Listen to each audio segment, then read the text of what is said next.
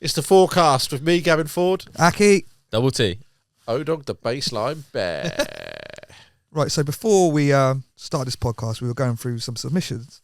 We were. So when artists are sending in submissions to labels, what are the things they should be doing and what are the things they shouldn't be doing? It's a very good question, Ak. We run various record labels. We get hundreds of submissions a week. And I think the most important bit of advice I'd give to someone sending a record in is make sure it's a streamable link, private SoundCloud or Dropbox. Yeah, makes sense to start with the thing that's most important, which is the music. And if we can't listen to the music, there's no point in sending anything across in the first place. If we can't get to it in 2 clicks, we're not going to do it. No Google Drive, definitely no WeTransfer. Never downloaded a WeTransfer to listen to a submission ever. And never will. Never will. Yep. And also, we're a relatively small label, but we still have an A&R team of there's probably 6 people involved in approving a tune.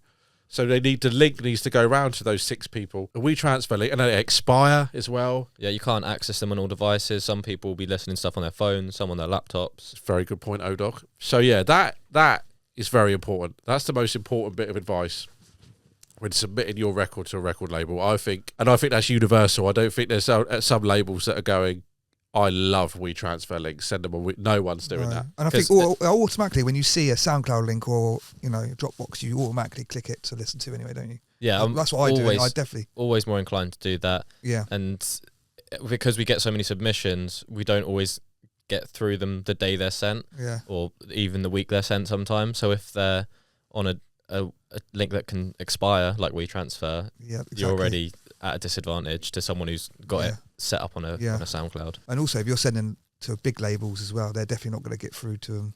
Yeah, no. Not going to listen to it straight away. And I say, we get hundreds of submissions. We get a lot. It's only a week that you get to download it, and we don't listen. Like, we'd be lucky if we listened to stuff in the same week. Yeah. Yeah, and on that point as well, when the WeTransfer ones come through, they come through as so-and-so sent you a WeTransfer link. Yeah. When you're receiving an email or submission in the inbox, what are you looking for that's going to make you click on that demo submission before another? Yeah, it's a good point. I don't think it looks very professional to have Google Drives or WeTransfers. So when it comes to looking professional, how should the email look?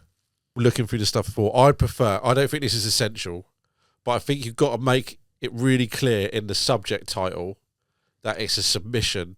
Yeah. And ideally, I would say submission for Garage Shared or submission for Yosh. I don't think that's essential, but I think that definitely helps. I reckon that definitely helps. I don't think it's the make or break. That's just something I would like to do. I don't think I would put in the subject demo for whoever, but my first line would be to the Garage Shared team or to the Yosh team or something. And my subject would just be demo / double T and name of track. So it's clear and to the point that you're sending them a demo and this is what the demo is, or if it's a playlist, double T playlist submission. Yeah. And then address the label specifically in the first line of the email. We get it all the time where we've got a submission in the inbox and someone's just CC'd in every label they can think of, every similar label. Yeah. Instantly that turns us off to a track because we don't want to release your music if you don't want to release specifically with us.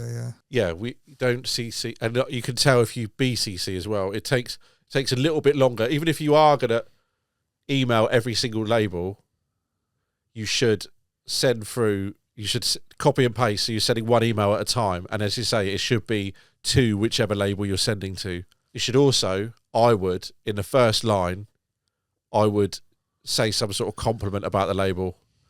But also, the most important thing is, you should only do this if you actually like the stuff on the label, you're a fan of the label, and if your stuff actually suits the label. Like, if you're making stuff, you think, my stuff is like, I really want to be on this label, and you should put that in the email because that comes across.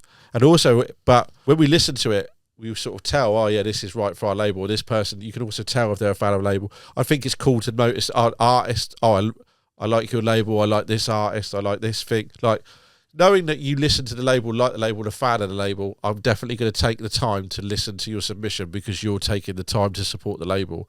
But if it's a blanket email that's going out CC, BCC, to whom it may concern, thing, I am this is my track. To be honest, we do listen to absolutely everything, even if it is that. But I think we're fortunate because we've got the labels that cover the different genres. If in the Yosh inbox we get a garage track, we can then CC in Garage Also, Shared yeah, and say, yeah, check this out. We think it's more up your street. But if you're sending drum and bass songs to a garage label, and it just shows you haven't gone the extra mile to actually look at the label and see what music they're putting out, and as if your submission matches that label genre. yeah, but and also if someone says they're a fan of a label and they send music in, but it's not quite right for the label, we'll respond and say what kind of changes they can make to fit the label and stuff like that. as a label, we develop artists, so we could hear some music and we could hear what you're doing. You've got the right ideas, and this isn't quite right, that's not quite right.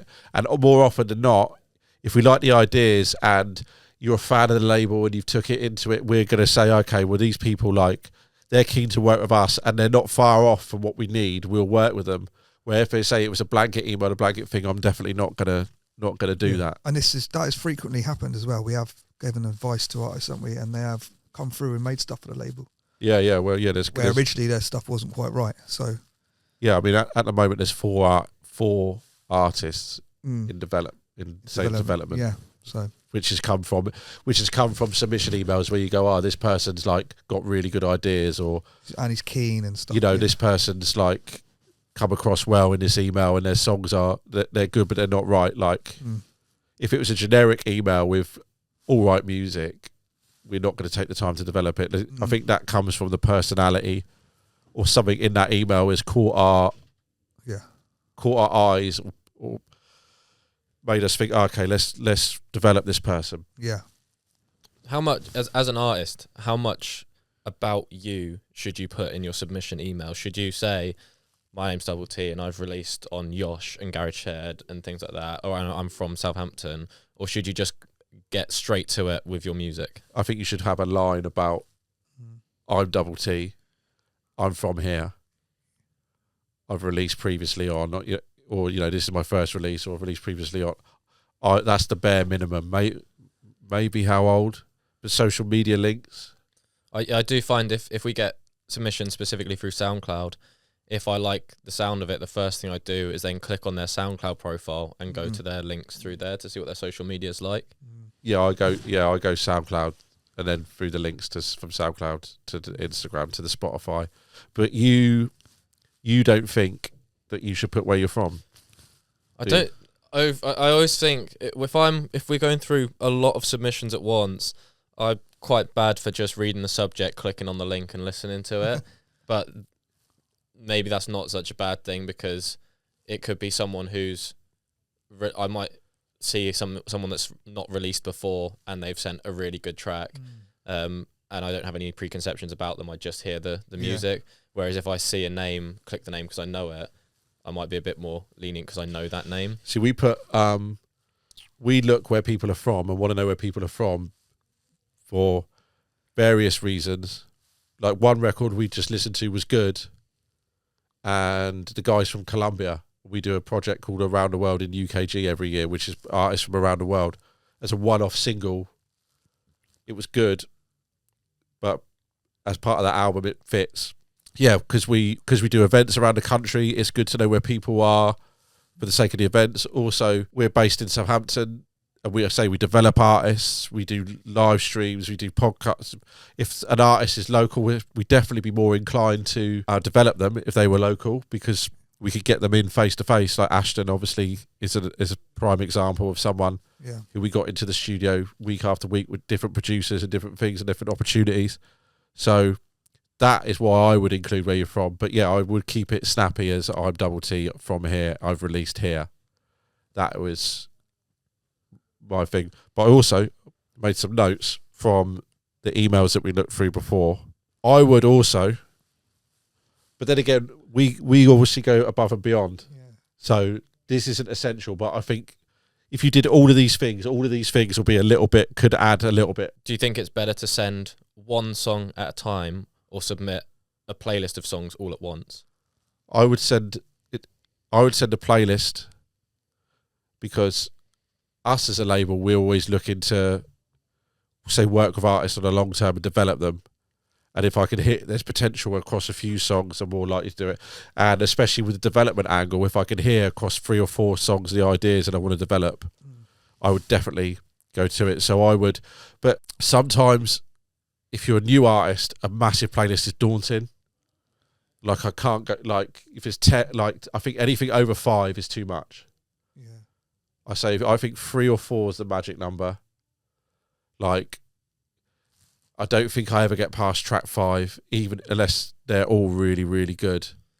But even still, like you'd think, okay. Yeah, and if in that first 5, number 2 is really good, by the time you get down to 6 or 7 and you're trying to compare it to something that you listened to 5 tracks ago, you're not going to have a clear outlook on it. If you said 3 tracks and number 2 was good and number 1 and 3 weren't great, I might be more inclined to say, oh, well, look, like number 2, let's get this out of thing. But if we got down to track 8 and only track 2's good, then I think, well, they just got lucky out of nowhere. So that would be the thing. But I would do a private playlist on SoundCloud, and I would be demos for said label playlist, and I'd make sure that each label. But then again, I wouldn't send to loads of labels. I would be clear, like I want to be on this label and for this reason, and I'd put that in the email. Yeah. I would put playlist for Garage Shared, and I'd make sure the link for that private track is only going to Garage Shared. So when they open it, there's no plays on it.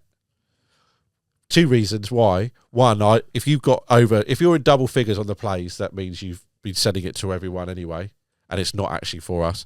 And secondly, if you're the artist, you'll see when we've listened to it, because it's going to come up 1 or 2. I think that's a very good point. I think that's one of the most important things people should do, is create playlists separately with no plays, because when you get one with 40 odd plays, 40 other labels have listened to it or whatever, and it's kind of a bit off-putting. Yeah, the music's got to be really good if it's had loads of plays. Yeah.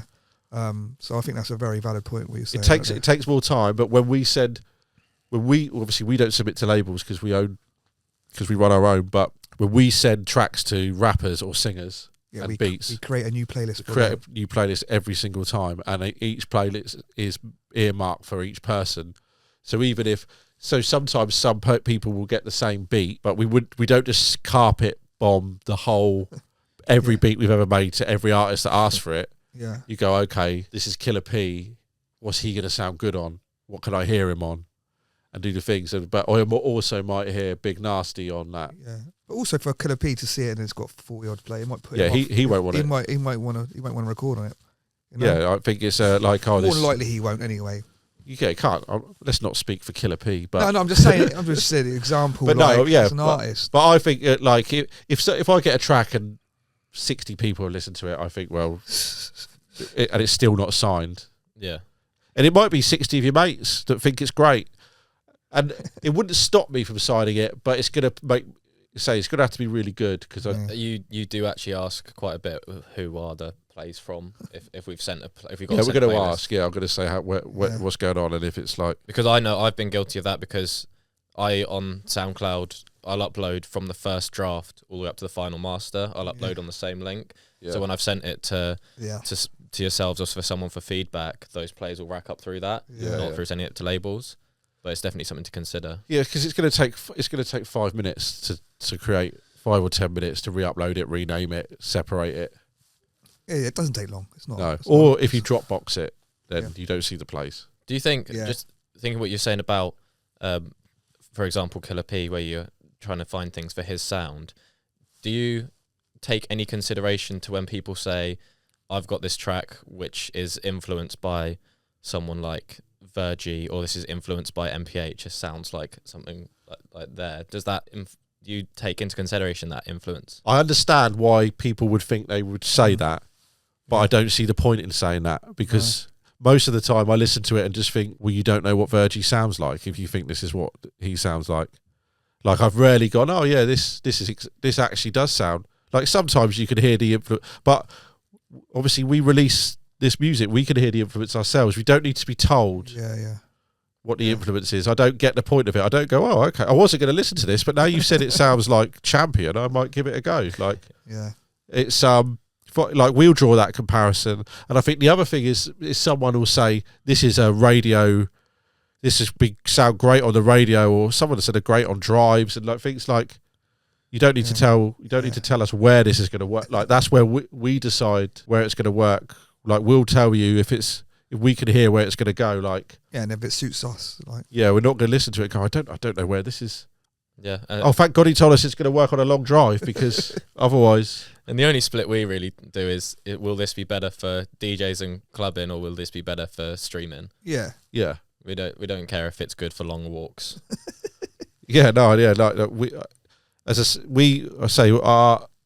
quite a lot of pride in our A&R because we get artists from the start, so we can hear when, and obviously we're artists ourselves, so we can hear when a vocal's good or when a track's good or if it needs developing or this or that, if it's going to work here, if it's going to work there. Obviously, sometimes we're wrong. Not often, but you're not going to convince us by writing that sentence. So I don't get it by saying, this is like Virgie and it's going to work in the clubs. Yeah, and we're not opposed to signing tracks which are good for long drives and long walks, but we can figure that one out ourselves. Yeah, it's a good point. Yeah, we do like. I mean, we love a long walk.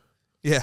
So it's not that we're against it, but you don't have to tell us. Yeah, and we want to find people who are going to be the first versions of themselves, not another Virgie clone. It's another very good point. Yeah. O-Dog. Yeah. So let us draw the comparisons. Let us go. Amazing. This sounds like this. So let's get another note up here. From the label point of view, do you think there's any obligation to reply back to every submission, or is that unrealistic? It's another good question, because people expect the reply, don't they? Because there's another label who would send back a response to every submission, and it would be a blanket copy and paste. Thanks for sending, not for us this time. And people would complain about getting a copy and paste reply, but then they'd complain if they didn't get that copy and paste reply. What would you prefer as an artist? For our Yosh Bass ones, which doesn't get half as many submissions as Garage Shed does, I reply to every single one, but I do that because I want them to feel like they can keep sending us music for us to then find something that does suit them. For something like Garage Shed, where every time we refresh the inbox and there's a new submission, that isn't as realistic, especially as some things take us a few weeks to get back to, just because we have to get them around the whole A&R team. Yeah. So maybe we as a label need to be clearer in saying that if we don't get back to you about your submission within 2 weeks, please feel free to take your music elsewhere. But again, this point, if I feel like someone's made an effort to send us music, and like we've just been through saying they've done a private link, they've said, then I think it's all right to get back to them. All right, you can email them all back. But not everyone does that. That's what I'm saying. So like you don't, Yeah, but by that same token, we're, as we've said, the ones that are demo for Garage Shared are the ones that we're going to be more likely to. Exactly. There you go. So we're more likely to respond. We listen to everyone. Like I say, I'm more likely to respond if people are saying, I like the label, I like this. Like I feel like I'll take time to respond. I'll respond if they're real close. Like, this is like, send us more, because if you're miles away, we can't respond. And then, to like, we've everyone. had submissions where I've listed for as like disco music, and it's like, we're not going to reply to them because they're sending us completely the wrong genre of music. Do you know what I mean? So, yeah, I think that's a good point. I think we try to apply to as many as we can, but also I think that's another good tip, which I haven't written down but thought of. If you really want to be with a label, really want to be signed to a label, and you send the song specifically to them, bigger labels get lots of submissions. So we get a lot of submissions, and there's bigger labels.